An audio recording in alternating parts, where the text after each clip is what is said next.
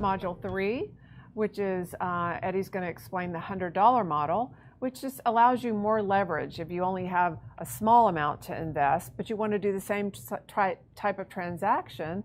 You can kind of basically just rework the numbers and basically you could buy the exact same note. It's just you got to back into it and see, well, what do you have to invest, and then what could you get a passive investor to come in, and how much could they come in and invest with you.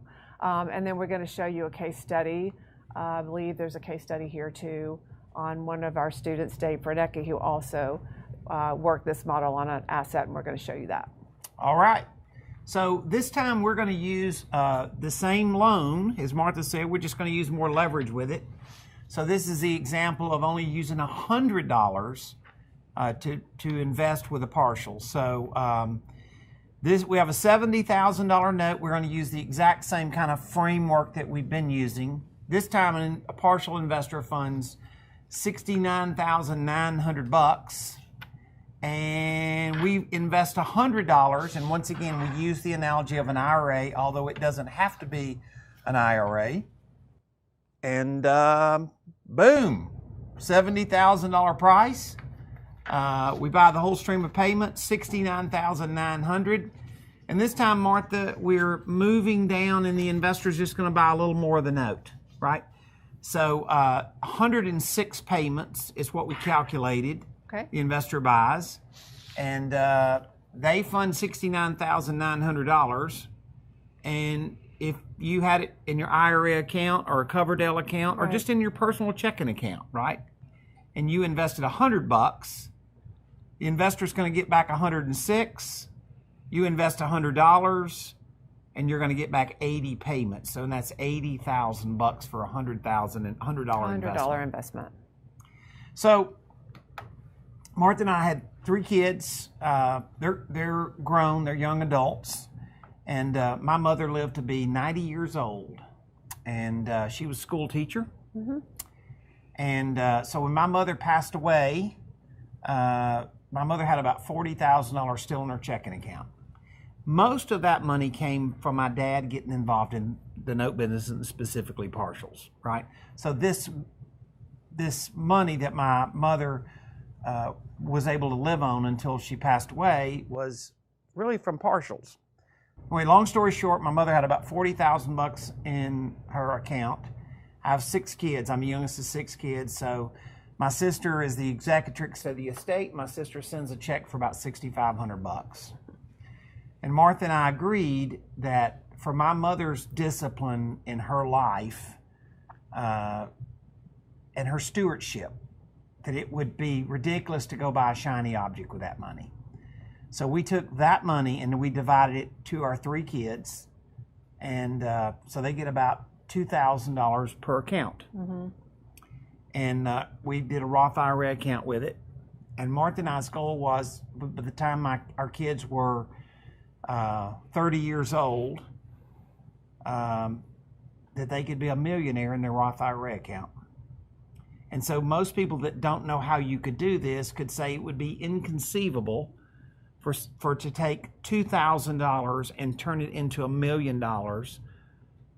in a retirement account. And before you're 30 years old. Right. But it's not. And so that's why we teach this, because it's amazing what you can do. And you could take a grandchild or your kids or your retirement account or whatever, and you can just turn it into an insane amount of money. Now, we don't want to be so IRA centric that you think that you can only do this in an IRA account, because that's not true. We use these examples because obviously they're super powerful for an IRA. So as we said, the first deal we showed you, the last module, you invested $10,000 and the investor invested $60,000. And this time, investor funds $9,900 more, and you invest $100. Right. Right.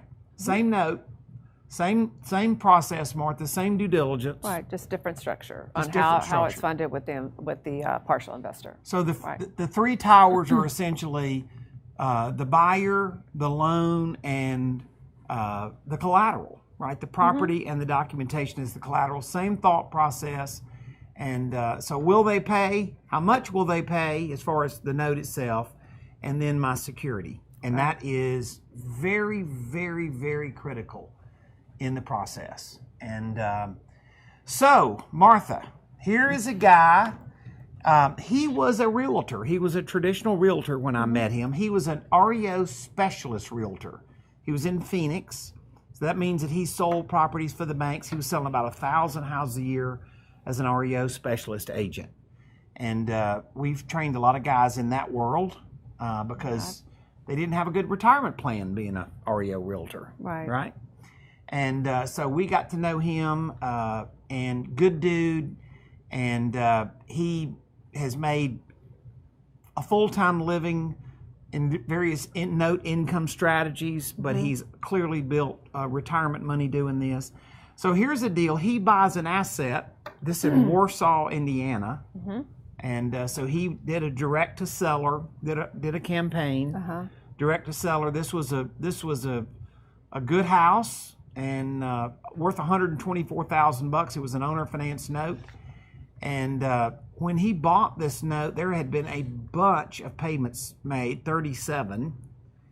And this house probably sold too cheap because the loan balance that he bought was like, I don't know, it's 32% of what they owed. They only owed 32% of what the house was worth. So it started out as $36,650 was the original amount financed.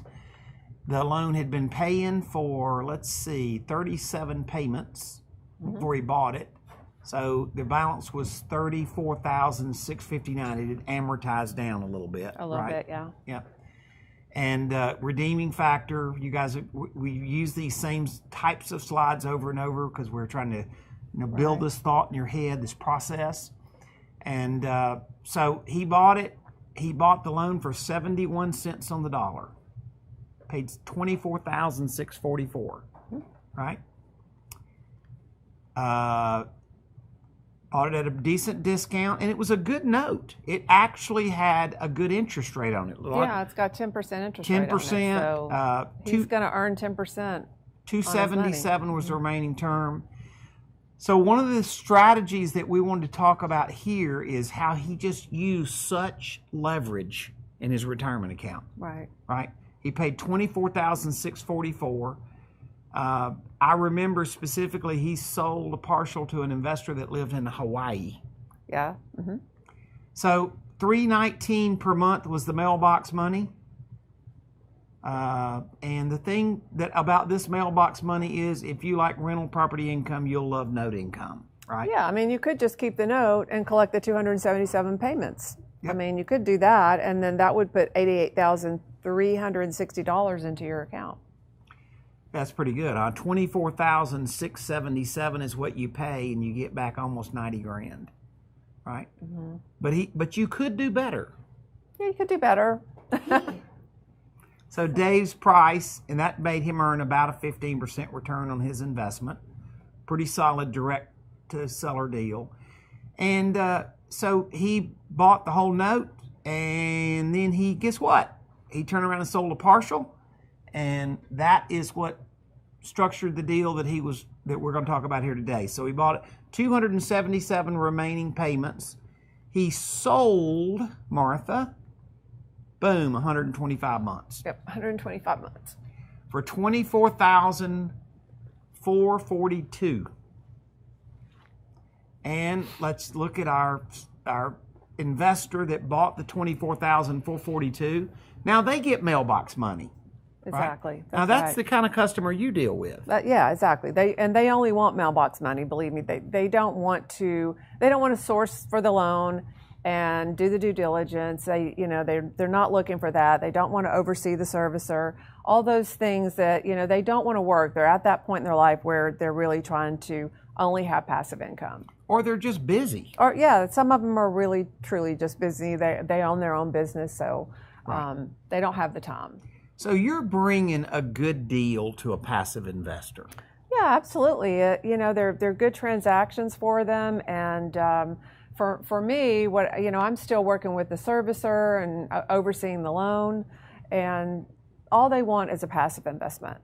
Yeah. They really do. And as Eddie said, many of my customers, they are business owners, and they just don't have the time to actually source the deals. Yep. So that's what Dave did. Dave sold 125 payments. His investor's going to get back almost 40 grand. Right. It's a pretty solid deal for them, huh? Yeah. I mean, it's better than putting it in the stock market. It definitely is. Better than a CD. So here's the cash flow. You guys are getting used to seeing this by now, and we'll show this many times on purpose. He sold 125 payments. He owns the back side of this note marked at 152 months, right? He bought the note for $24,677. He sold a partial for $24,442. Yeah, he's got about $235 invested in a Roth IRA account. The balance of the loan. Kaboom! For 152 payments on the back side of this note. Right. Right? Yeah. And I like this too because it's also showing you, you know, like we had the last one at almost $900 a month. This one's $320 a month, but that's okay. Their it's like house payment is $300 a month. Yeah. I mean, it can't get more affordable than that. And that they should be, honestly, this type of note will probably pay out for the full duration of the note. It probably will. They just can't get it more affordable than that.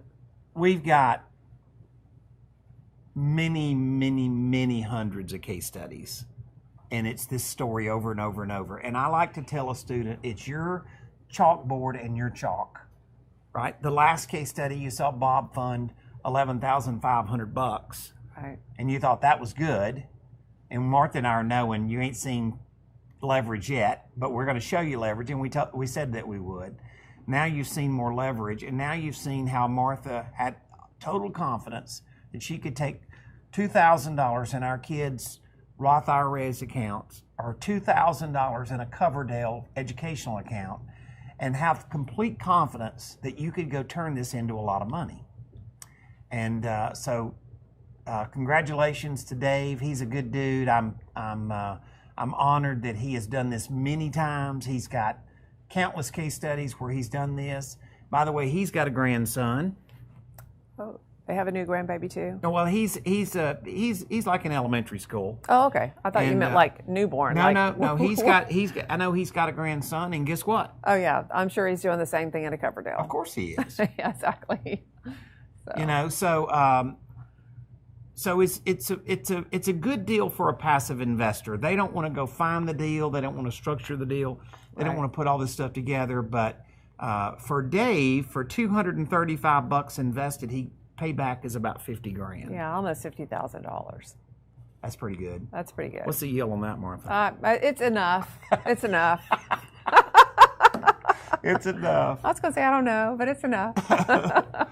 All right, so right. This starts you really looking at this and really having a confidence of like, I can take my situation, I can take my kid's situation, I can take my grandmother's situation, all of the above, and I can start carving up how much they need to invest, and the balance of it is funded by your passive investor.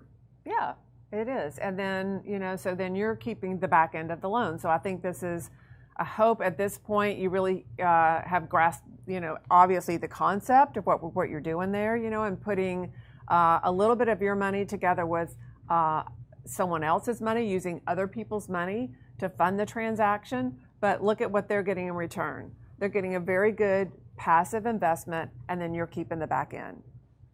All right, so we're gonna have a little fun on the next module. Yeah. Okay.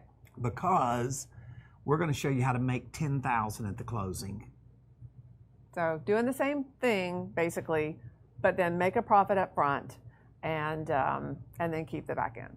Yep. And then we're going to tell a story about our son. Yep. So we have a case study in there, an asset that came across our desk that someone else was not interested in, and it was just the right little transaction for one of our boys who was looking for a small dollar deal to buy. So anyway, we're going to tell you about that too. All right. See you in the next module.